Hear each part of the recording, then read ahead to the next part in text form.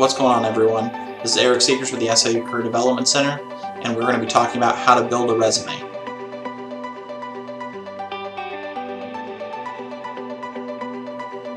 The next thing we want to look at today is resume content.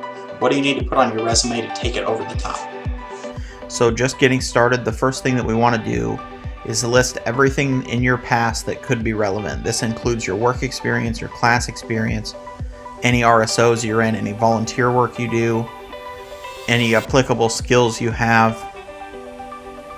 And then step 2, we want to consider what job you're looking for.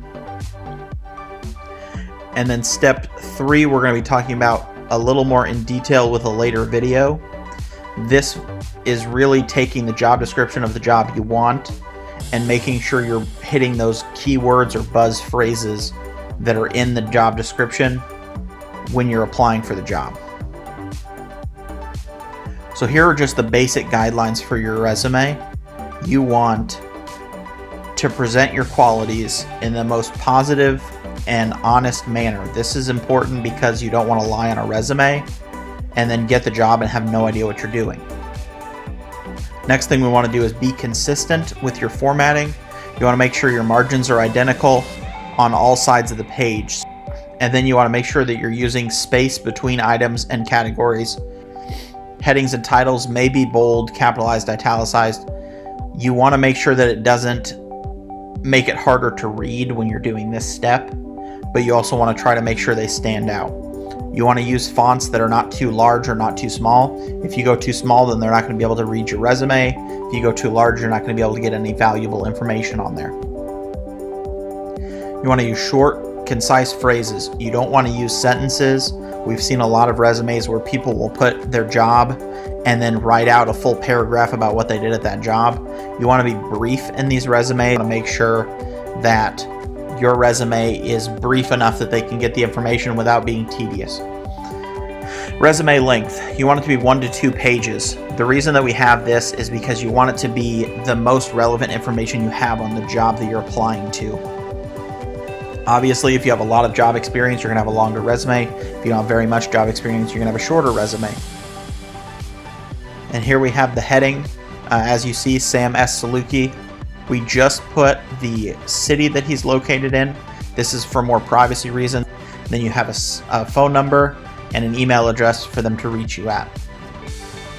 And now we're going to go into the sections of the resume. So we have the objective, which is just a short declarative sentence on what you want to get out of your resume.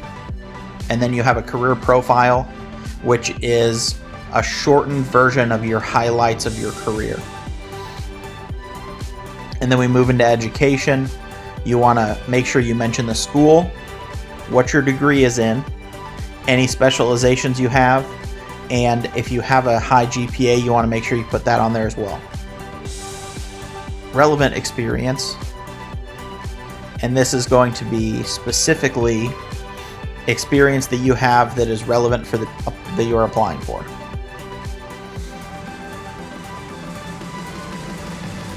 And then you move on to any additional employment information. This can be more brief. It just kind of shows that there are no gaps in your job history. And then as you can see, we have different categories for skills. We have laboratory skills, which are specific for this job type. And then we have computer skills, which is Microsoft Office, which everyone should be proficient in if you're a college student.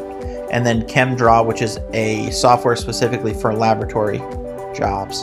And then we have honors and activities. Here, it is important to list extracurricular activities you have or any honor roll, things like that show that you're a high performer. Here are some other areas that you could have on your resume. You have relevant coursework.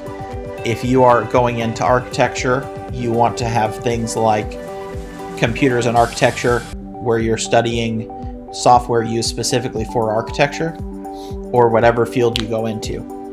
Volunteer experience. This can be good if you don't have a lot of work experience and you do a lot of volunteer experience. Just because you don't get paid for it does not mean it's not applicable to the job that you're applying for. Teaching experience. If you have experience teaching in your specific career field, that might push you over the top for some employers that are looking for someone who can help train people that are coming in.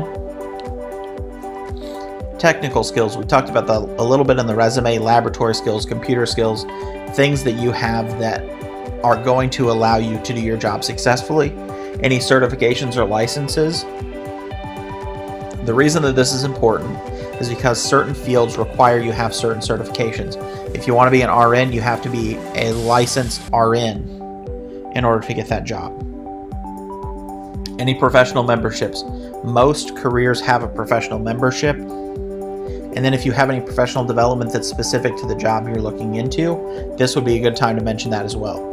You also have any presentations that you could have, research or any other projects that you've worked on either individually or collaboratively can also help push your resume forward. The reason that we have so many categories to choose from is because everybody's experience is different. So you need to put the things on your resume that are going to be the most applicable for you and the career field that you're looking into. Some things to keep in mind here. We want to make sure you do not include high school accomplishments and unless they were directly related to your college experience. If you were in UN in high school and you're going into political science, international affairs, then that might be something that's relevant. But because you were on the football team does not mean that you're going to be a good lab tech. Do not use your personal pronouns like I and me. You want this to be more declarative. All experience should be in reverse chronological order. We want to start with the newest information you have at the top of your resume, and then we work backward from there. Some reminders. Everybody's printer is different, so you want to make sure that when you print your resumes out, that they print correctly. You also want to run a spell check. You don't want to be the person that turns in a resume and misspelled the phrase detail-oriented. Have 3 friends or family look over and review your resume. You always should have someone proofread anything that you do. You are looking at it for so long that you start to become blind to things that are going to be obvious to other people. So you want to make sure that you have the opportunity to let those people correct it before you turn it into someone. Meet with the career services team. We are here to help you build your resume. We are here to help you get the job that you want to get. So anything that you have questions on, feel free to give us a call. Feel free to reach out to us. We would be happy to help you out. Pro tip, convert your resume into a PDF form. This is good because not everybody has access to Microsoft Word. References. This is another part that is separate from your resume but should be a part of the same packet. The heading from your resume should be the heading for your references page. Now you want to list 3 to 5 individuals on your references. You need to have their name, job title, employer, city and state they're located, phone number, and email. This is going to be anyone from, could be teachers, it could be your previous employers. Try not to use your family and friends. Try to use people who have worked with you professionally and can help you get the job that you want. Here's another way you could do your professional references. This is a little more detailed, and this is going to give the employer more information on you and their relationship with you so they don't ask them questions that are not applicable to your situation.